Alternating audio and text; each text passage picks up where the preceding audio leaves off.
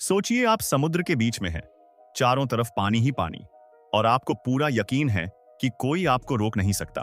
आपके साथ एक हथियारों से लैस युद्धपोत है, सब कुछ कंट्रोल में है।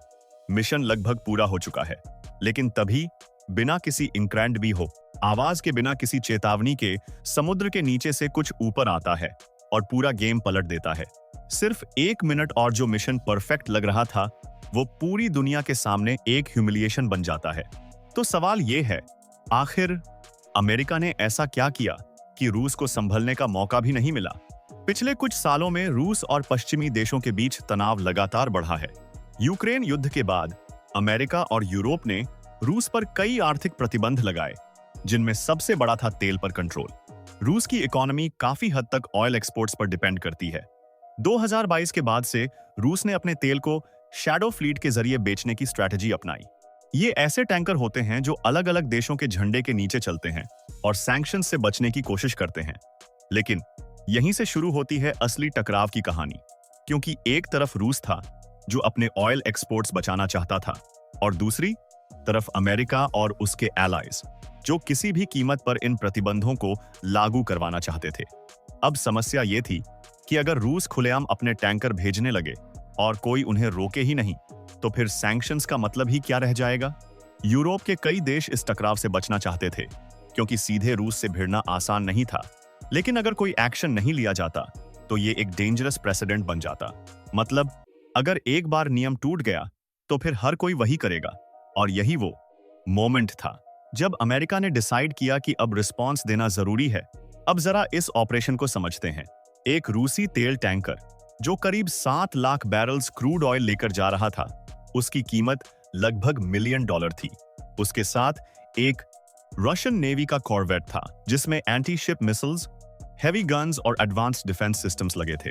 दूसरी तरफ अमेरिका ने कोई बड़ा फ्लीट नहीं भेजा, बल्कि एक चीज भेजी जो दिखाई भी नहीं देती, एक वर्जीनिया क्लास सबमरीन। ये दुनिया की सबसे एडवांस्ड अटैक सबमरीन्स में से एक मानी जाती है। इसका सोनार सिस्टम इतना सेंसिटिव होता है कि वो समुद्र के अंदर छोटे से छोटे मूवमेंट को ट्रैक कर सकता है। डिफेंस एक्सपर्ट्स मानते हैं कि शैलो वाटर्स जैसे बाल्टिक सी, जहां डेप्थ कम होती है, वहां ये सबमरीन्स और भी खतरनाक हो जाती हैं। मतलब, रूस ऊपर से सब कुछ देख रहा था, लेकिन असली खेल नीचे चल रहा था। और फिर वो मोमेंट आता है जब सब कुछ बदल जाता है। अचानक अमेरिकी सबमरीन टैंकर के ठीक सामने सरफेस करती है। ना कोई वार्निंग, ना कोई अटैक, बस एक साइलेंट ब्लॉकेड। टैंकर तुरंत रुक जाता है, क्योंकि सामने 7,000 टन स्टील खड़ा है। लेकिन सबसे शॉकिंग बात यह होती है कि रूसी युद्धपोत जो उसे प्रोटेक्ट कर रहा था, वो आगे निकल चुका होता है। मतलब, जिसे प्रोटेक्ट करना था, वो पीछे छूट गया। और यही वो साइकोलॉजिकल मोमेंट था जहां पूरा कंट्रोल अमेरिका के हाथ में आ गया। अब यहां एक इंटरेस्टिंग ट्विस्ट आता है। जैसे ही सबमरीन सरफेस होती, कुछ ही मिनटों में फ्रेंच नेवी के हेलीकॉप्टर्स वहां पहुंच जाते हैं। यानी ये कोई अचानक लिया गया फैसला नहीं था, ये एक कोऑर्डिनेटेड ऑपरेशन था। पहले सबमरीन ने रास्ता रोका, फिर हेलीकॉप्टर्स ने बोर्डिंग शुरू की। और सबसे शॉकिंग पार्ट, अमेरिका ने रेडियो पर खुलेआम मैसेज दिया, एस्कॉर्ट कैसा चल रहा है। ये सिर्फ एक मैसेज नहीं था, ये एक साइकोलॉजिकल स्ट्राइक थी, क्योंकि ये ट्रांसमिशन हर जहाज, हर कोस्ट गार्ड स्टेशन और हर इंटेलिजेंस एजेंसी सुन रही थी। मतलब, ये सिर्फ एक ऑपरेशन नहीं था, ये एक ग्लोबल मैसेज था। अब सवाल ये उठता है, इसका आगे क्या इंपैक्ट होगा? डिफेंस एनालिस्ट्स मानते हैं कि इस घटना के बाद बाल्टिक रीजन में पावर डायनामिक्स बदल सकते हैं। रूस को अब हर मिशन में यह सोचना पड़ेगा कि कहीं नीचे कोई सबमरीन तो नहीं छिपी। और दूसरी तरफ अमेरिका ने यह दिखा दिया कि उसे हर बार मिसाइल्स या युद्ध की जरूरत नहीं है। वो बिना एक गोली चलाए भी मिशन फेल कर सकता है। ये मॉडर्न वॉरफेयर का नया चेहरा है, जहां लड़ाई सिर्फ ताकत से नहीं, स्ट्रैटेजी और टाइमिंग से जीती जाती है। इस पूरी घटना को अगर ध्यान से देखें, तो यहां सिर्फ एक सबमरीन या एक टैंकर की कहानी नहीं है। यहां सबसे बड़ा हथियार था साइकोलॉजी। जब अमेरिकी सबमरीन अचानक सरफेस हुई, तो उसने सिर्फ रास्ता नहीं रोका, उसने रूसी कप्तान का कॉन्फिडेंस तोड़ दिया। युद्ध में कई बार गोली से ज्यादा खतरनाक होता है अनसर्टेनिटी। जब आपको पता ही नहीं कि सामने वाला क्या करेगा, कब करेगा और कैसे करेगा। यही डर डिसीजन मेकिंग को कमजोर कर देता है। रूसी युद्धपोत टेक्निकली मजबूत था, लेकिन उस मोमेंट में वो मेंटली हार चुका था। और यही मॉडर्न वॉरफेयर का सबसे बड़ा ट्रूथ है। पहले दिमाग जीतो, फिर मैदान अपने आप जीत जाएगा। अब एक और इंटरेस्टिंग एंगल देखते हैं। रूस के पास फायर पावर था, मिसाइल्स थी, गन थी, विजिबल स्ट्रेंथ थी। लेकिन अमेरिका के पास क्या था? स्टेल्थ, डेटा और प्रिसिजन। आज की दुनिया में टेक्नोलॉजी ही असली पावर बन चुकी है। वर्जीनिया क्लास सबमरीन जैसी सिस्टम्स जो साइलेंटली ट्रैक कर सकती हैं, एनिमी को पता भी नहीं चलता और गेम खत्म हो जाता है। डिफेंस एक्सपर्ट्स कहते हैं कि फ्यूचर वॉर्स में विजिबिलिटी कम और इंटेलिजेंस ज्यादा काम आएगी। मतलब जो दिख रहा है वो जरूरी नहीं कि सबसे ताकतवर हो। कई बार जो दिख नहीं रहा वही सबसे डेंजरस होता है। अब एक बड़ा सवाल ये भी है, यूरोप ने कुछ किया क्यों नहीं? क्यों कई देशों ने सिर्फ देखा लेकिन एक्शन नहीं लिया?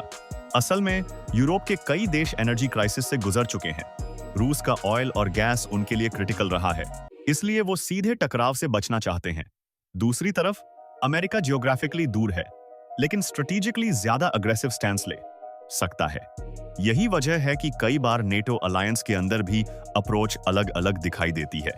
और यही गैप रूस जैसे देशों को मौके देता है टेस्ट करने के लिए कि कौन कितना आगे जाएगा। इस घटना का एक और बड़ा असर पड़ा ग्लोबल परसेप्शन पर।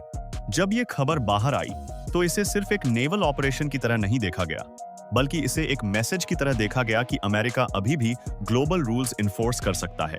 मीडिया में हेडलाइंस आई, एनालिस्ट्स ने इसे साइलेंट डोमिनेंस कहा, क्योंकि बिना किसी कॉन्फ्रंटेशन के, बिना किसी नुकसान के एक पूरा मिशन फेल कर दिया गया। और आज की दुनिया में परसेप्शन ही रियलिटी बन जाती है। अगर दुनिया को लगता है कि आप पावरफुल हैं, तो आधी लड़ाई वहीं जीत ली जाती है। अब इस पूरी घटना से बाकी देशों को क्या सीख मिलती है? पहली चीज, रूल्स तोड़ना आसान है, लेकिन कॉन्सिक्वेंसेस अनप्रेडिक्टेबल होते हैं। दूसरी चीज, ट्रेडिशनल वॉरफेयर बदल चुका है। अब सिर्फ टैंक्स, शिप्स और मिसाइल्स काफी नहीं है। इंफॉर्मेशन, टाइमिंग और कोऑर्डिनेशन इक्वली इंपॉर्टेंट है। तीसरी चीज, हर मूव के पीछे एक बिगर स्ट्रैटेजी होती है। जो सरफेस पर दिखता है वो अक्सर पूरी कहानी नहीं होता, और यही रीजन है कि ग्लोबल पॉलिटिक्स इतनी कॉम्प्लेक्स होती जा रही है। तो जब अगली बार आप किसी न्यूज में सुने कि एक शिप रोका गया या एक मिशन फेल हुआ, तो उसे सिर्फ एक इंसिडेंट की तरह मत देखिए। उसके पीछे लेयर्स होती हैं, डिसीजंस होते हैं और अनसीन फोर्सेस होती हैं जो क्वाइटली सब कुछ कंट्रोल कर रही होती हैं। इस कहानी में भी सब कुछ मिनटों में हुआ, लेकिन उसकी प्लानिंग, उसकी स्ट्रैटेजी शायद महीनों से चल रही थी।